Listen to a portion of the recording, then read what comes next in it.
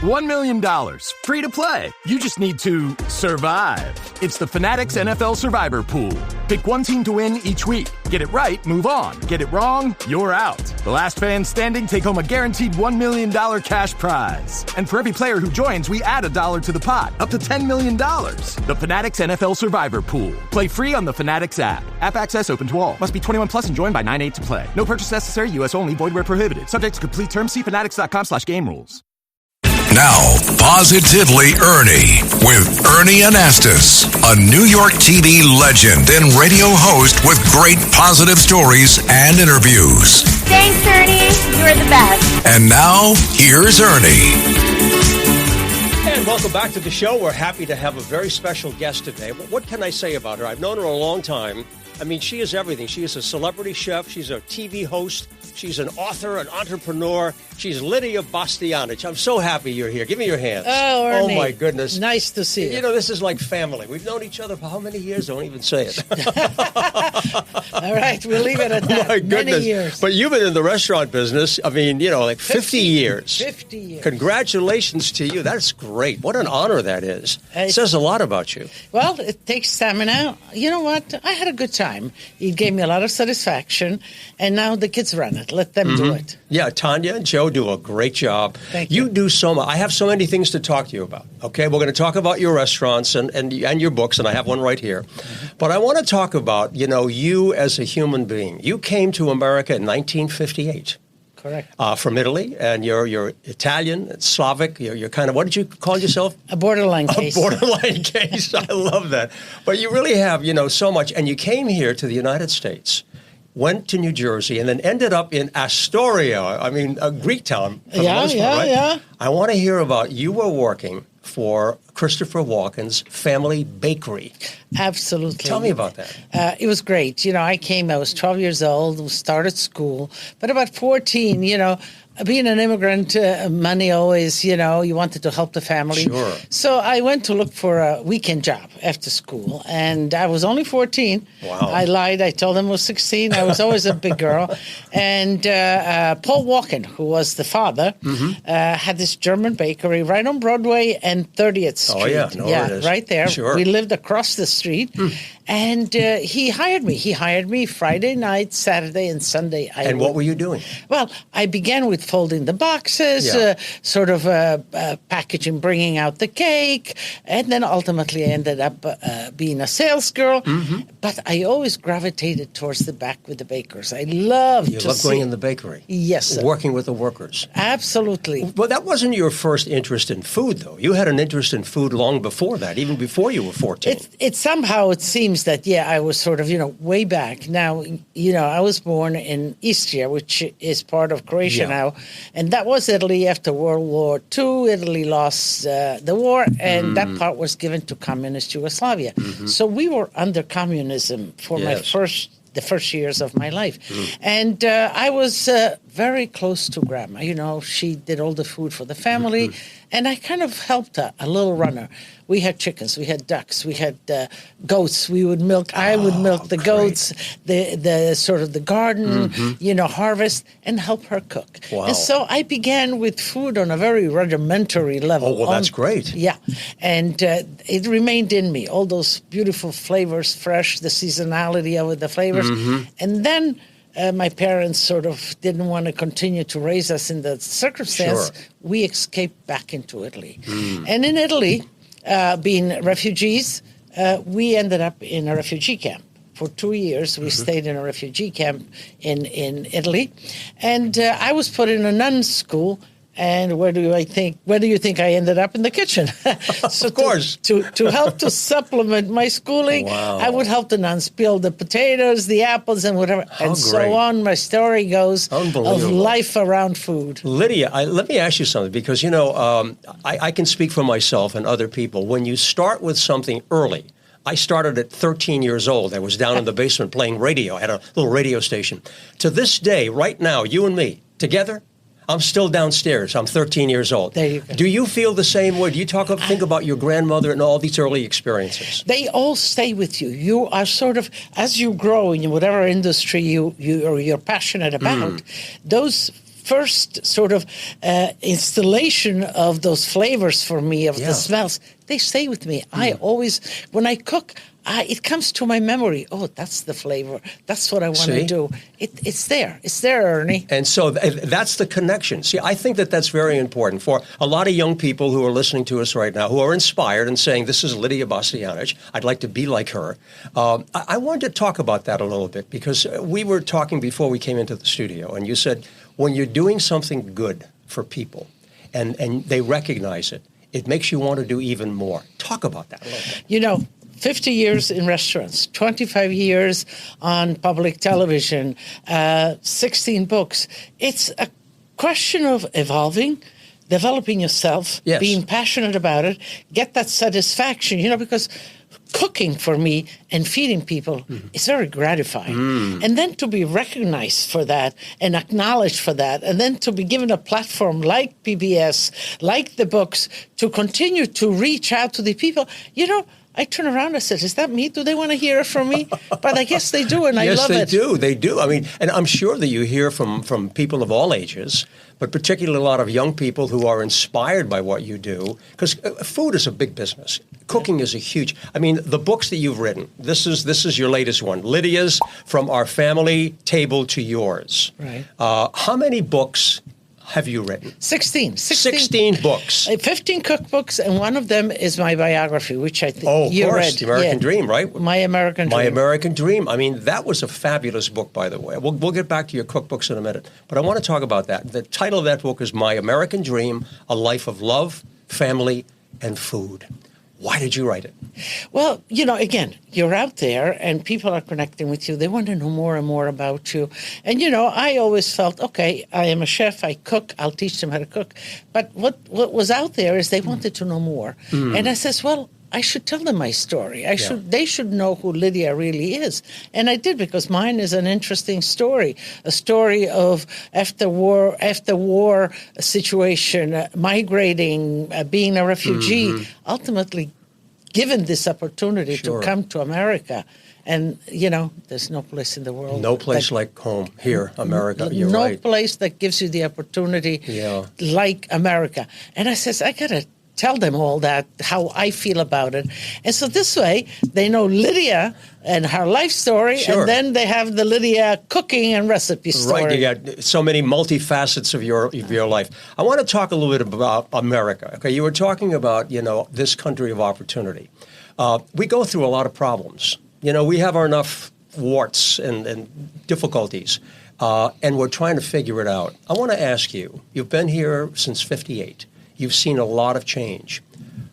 What's good about America, aside from the opportunity, and what do we need to do to make it better? Because right now we have a lot of problems.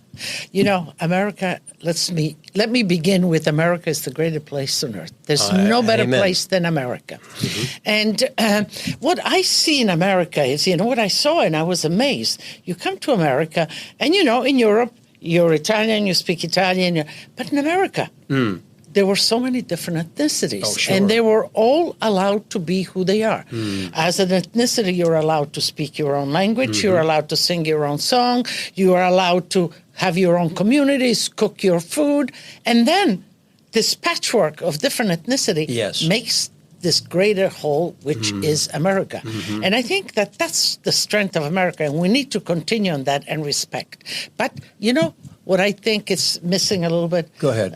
Civility. Oh, that's my favorite subject. Civility. Yes. What's happened to it? I don't know. The respect that, I think that maybe sometimes the young and whatever, too focused on our own gain and our own setting.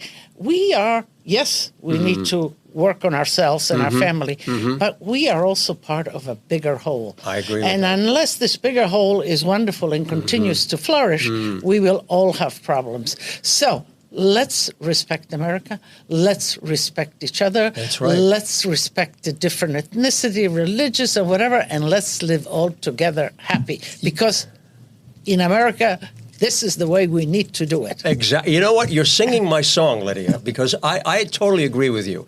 And I think that, patriotism, is feeling that you belong to a country and you don't necessarily think about your own interests. You think about what's good for our country, what's good for our society. We've got to get back to that, Lidia. We have to start some campaigns where people begin to think more about respect one another. Exactly. I think, there's so much hatred and violence, and you don't have to even watch the news. People just talk about it. And it's depressing, and it gets people down. So this program, Positively Ernie, tries to lift the spirits. I am a big fan of finding solutions to problems. So many years I went on the air and said good evening and then told people why it wasn't, because all of the bad news. But now it's the opportunity to be able to say, okay, if we have an issue, if we have a problem, let's find an answer. Let's find a solution. How do you feel about that? Absolutely positive. Let's work all together to go there. And, you do your part, and if everybody can do their part in whatever field they're in, then maybe we will reach someplace. Another thing, Ernie, that I think is really, really important is education of our young people. Oh, sure. I think that education is the solution to a lot of these problems that we have. So let's make sure that the youngsters that come here, that are here, have the proper education.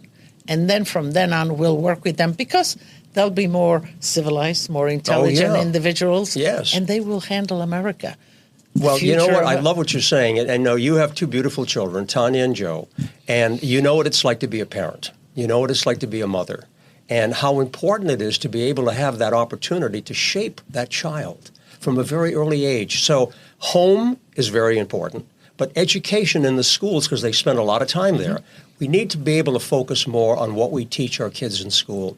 As they learn civility and respect and honesty, it makes for a better society. And that's what we're all looking for, isn't it? Absolutely. Yeah. We all want to live in peace. I mean, look at the situation. Look at the world. My mother was a teacher, and she always said that there's three things that form a child. Okay. It is the home, it is school, and it is the street.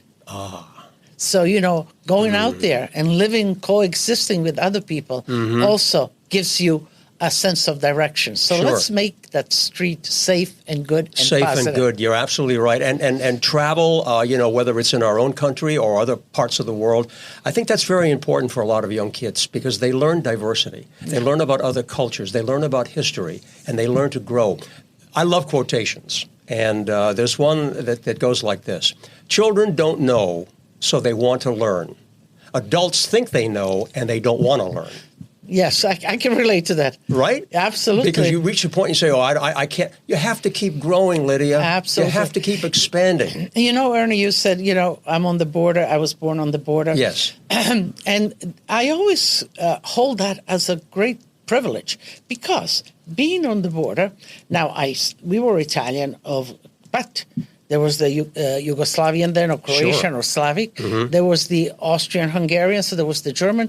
So I was kind of grown almost understanding and speaking three languages, different cultures. Yeah. We lived together. We ate each other's food. And there was an understanding. We coexisted on that border. And so traveling, like you said, is so important. It is. Get to know other cultures. Yeah. Get to know what's important.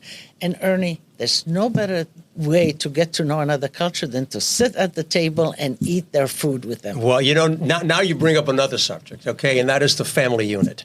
Trying to keep our families together. There are so many outside influences out there. We know what it is. Social media is a positive and a minus. A lot of, reality television, a lot of media, has a positive side to it. I will say that. But there's also a negative side that we have to watch for, how it impacts our families and our children. Okay, you would be the first one to talk about family, sitting at the table. Why is that so important? How can we get back to that? Well, that's one of the things that I respond to with my books, with the television, and even here talking to you, is that you reach out and I sense that need out there from my from my viewers, the need to get back to the table, the need to get together. I think, industry and big industry and evolution and all of that sort of scattered us a little bit.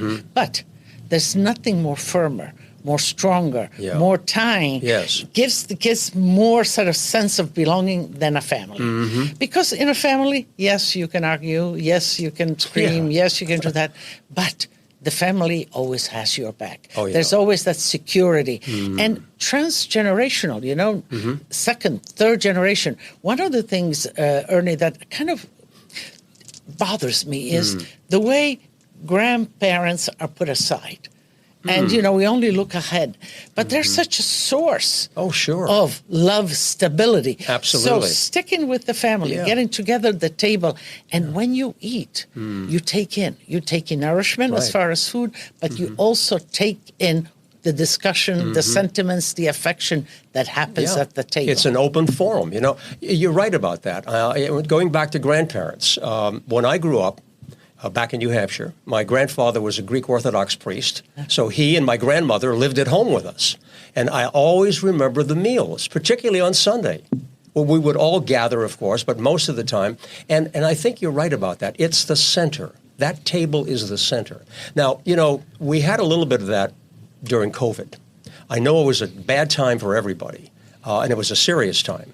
But you know what? A lot of families were forced to stay home. And that's where a lot of them renewed that feeling and the value and purpose of having a meal together at home. Made a big difference. Absolutely. Yeah. They understood the value of it, and they want ever more. And I think that's why I feel ever more this energy. I want to cook. I want to know. I want to make something for the family, feed them. Because when you cook, when you give somebody food, you want their well-being. You want to nurture them. So it's all positive. And ever more, they want to cook at home. Absolutely. That's great. So that's become even more popular, right? People are taking classes, learning how to cook at home. Absolutely. Look at all the television cooking shows. Now, some of them are valid, some of them are fun, some of them are whatever, but people are interested in food. So let me ask you this: How do you stay fresh in terms of here's this latest book, okay? But there are so many recipes in here, so many wonderful recipes, and I love the pictures, by the way, because that really makes you hungry when you see them. Thank you. My God, what is this here? Lobster. Spaghetti with the lobster sauce. Oh my God, spaghetti with lobster. Look at this. Is that amazing? And it's easy to make. See, many times people look at a picture like this and they say, "I don't think I can do that. It looks too complicated." Absolutely. Tell us why it's easy. Because it's easy. The ingredients. There are not too many ingredients. Choosing the right ingredients and a simple technique. And, Italian cuisine is rather simple at its approach. And what I do, even though I'm a chef, restaurant for over 50 years, I make it simple. I break it down to the basics. And if you have good ingredients, simple execution, you will get a good dish. So if I wanted to really cook, I dabble a little bit, right? But if I really wanted to try one of these recipes, I would just have to follow the instructions? Go home, take that recipe, lobster and spaghetti. Okay. And I want to try that. Buy the ingredients, good ones, and cook. And send me an email. Tell me how I'll tell you how it turned out. I'll send you a picture. All right. And I'll see everybody at the table how happy they are. Okay. Quality of food. We hear a lot about organic, different types of food, farm to table. Why is that so important, Lidia? Well, we get back to the sources because in the industry of food also everything evolves so fast. Big industry kind of, produce food at such a pace. And, of course, they need all those super nutrients, chemicals or whatever. The nutritional value of our food really diminishes because if you put herbicides and whatever, that's poison. So they're reverting to organic. In a sense, organic is a word, but growing naturally.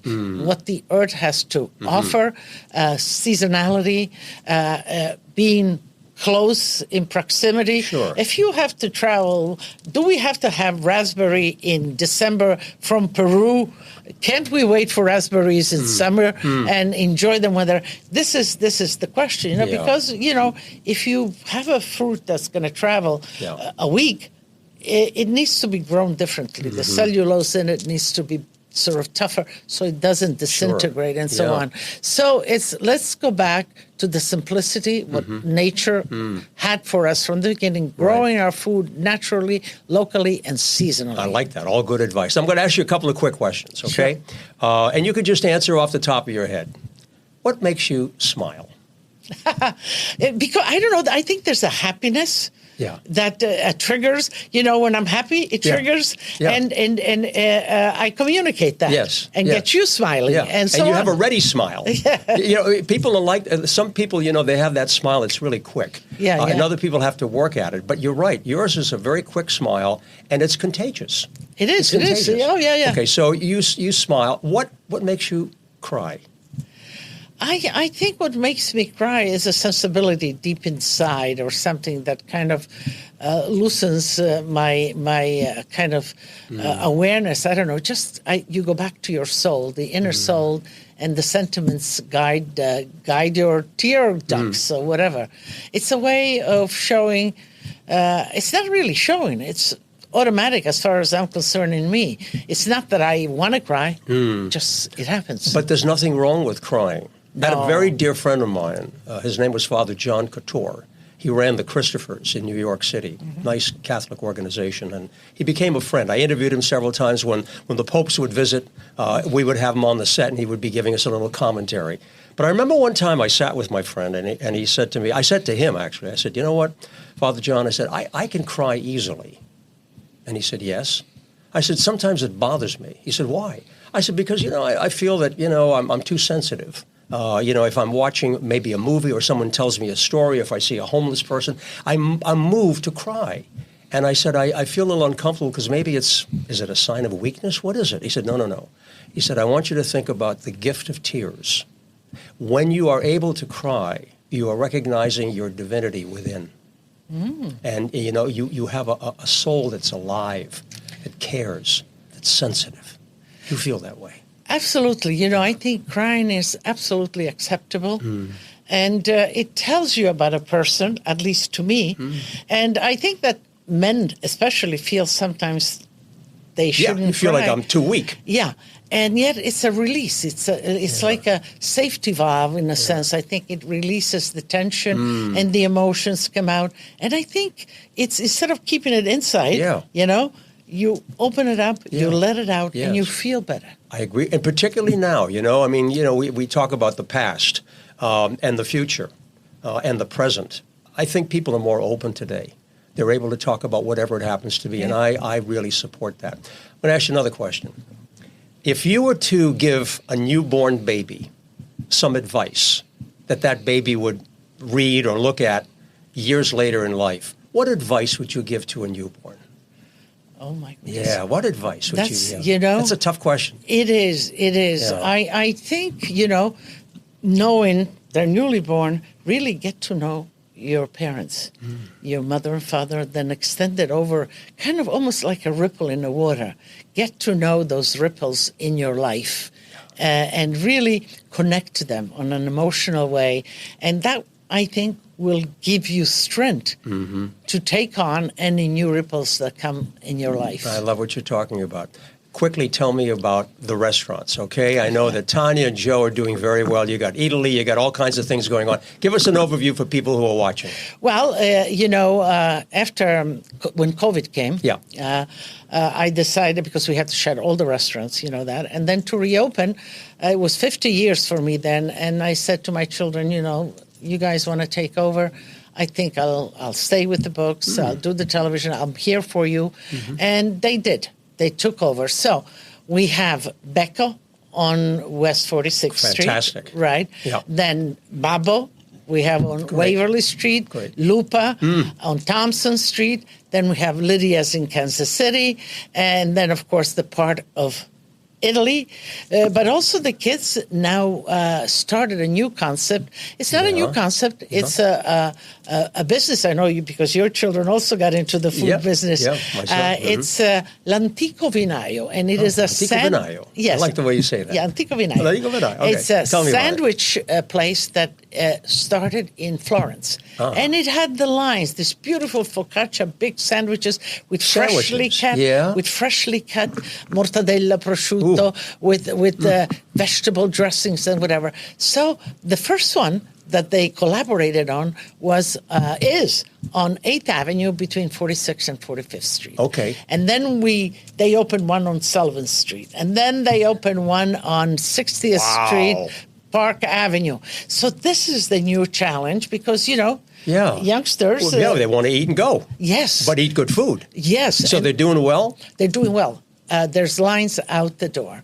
They're opening in Vegas. They're opening in L.A. Good for them. You know? Now, tell me something. When I go, right, is there a signature sandwich, something that you'd say, you know what, if you go there, they're all good, but one in particular? You know which one I like? Yeah, which one? L'Inferno. L'Inferno? L'Inferno. Tell me about L'Inferno. L'Inferno. Yeah. L'Inferno was great. You know, I like a little spicy thing. Okay. So it has this kind of dressing that is made out of pepperoncino. And then it has roasted porchetta. The roasted porchetta, and some arugula. And I kind of like that one. I'm going to order that, okay? Okay. You know, I wish I had a little wine here for you, because usually at the end of your show, you have a little glass of wine and you toast everything. You have been a delight. I can't tell you how great you are. I'm sure people who are watching us, listening to us, because this goes to a lot of different platforms. And I'm sure they're saying, you know what, I always knew that Lidia Bastianich was special, but now I know how beautiful and wonderful she is. Well, thank you, Hold my Ernie. hands. We're Always, very close, very always close. a pleasure. A pleasure. And, you know, give me a call. I'm available. Will. Congratulations, okay? Thanks for watching, everybody, and stay positive. See you next time.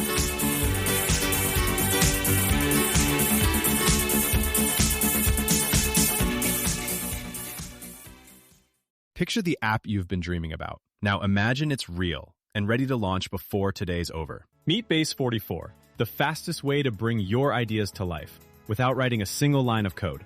Just describe what you want to create and watch it take shape instantly. The design comes together, the features are built, and the backend is ready to go. No technical setup, no juggling tools, no waiting on anyone. A real product. Fully working, ready to share, test, or sell. From idea to live app, fast. Start building today at base44.com.